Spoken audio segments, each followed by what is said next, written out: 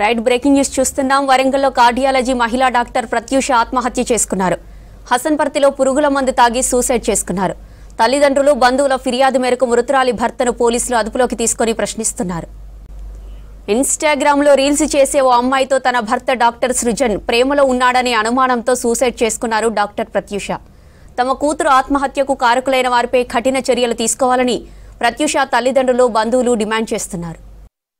ముఖ్యంగా ఎప్పుడైతే Medicover hospital open అయిందో దాంట్లో కన్సల్టెంట్గా చేరిందో ఆ కన్సల్టెంట్గా చేరడం లోపల ఆ ఓపెనింగ్కు వచ్చినటువంటి ఒక భానువతు శృతి ఎలియాస్ గుట్టబొమ్మ అని చెప్పి ఇన్స్టాగ్రామ్లో ఉన్నటువంటి అమ్మాయి ఏదైతే ఉన్నదో అక్కడ ఇంటర్వ్యూ చేయడం తోటి మొదలైన వీళ్ళ ప్రవర్తన వీళ్ళ ఒక అఫైర్ మొదలయ్యి ఇక పిల్లలను నా కూతురును చిత్రహింసల పాలు చేసుకుంటూ అసలు ఏమాత్రం పట్టించుకోకుండా తిరుగుతూ ఉంటే నా బిడ్డ ఫస్ట్ వాళ్ళ అత్తకు మామకే చెప్పుకోవడం జరిగింది. చెప్పుకుంటే వాళ్ళు అసలు నా కొడుకు ఇలాంటి స్నేహాలు ఇలాంటి స్నేహితులు ఎంతోమంది ఉంటారు, వాళ్ళను నువ్వు పట్టించుకోవాల్సిన అవసరం లేదు. అంతకుముందు కూడా చాలా సందర్భాల్లో కొట్టడము చేయడము విమర్శిస్తే నువ్వు అడిగితే చేస్తే నిన్ను ఏదంటే చేస్తా అని చెప్పి బెదిరించడం ఇట్లా జరిగింది. వాళ్ళ ఆ తల్లిదండ్రులు చేసిండు, వీడు చేసిండు, ఆఖరికి ఈ శృతి అనే అమ్మాయి కూడా బెదిరించడం జరిగింది. నువ్వు ఎవరు చెప్పుకుంటావో చెప్పుకో, నువ్వు ఏం చేసుకుంటావో చేసుకో,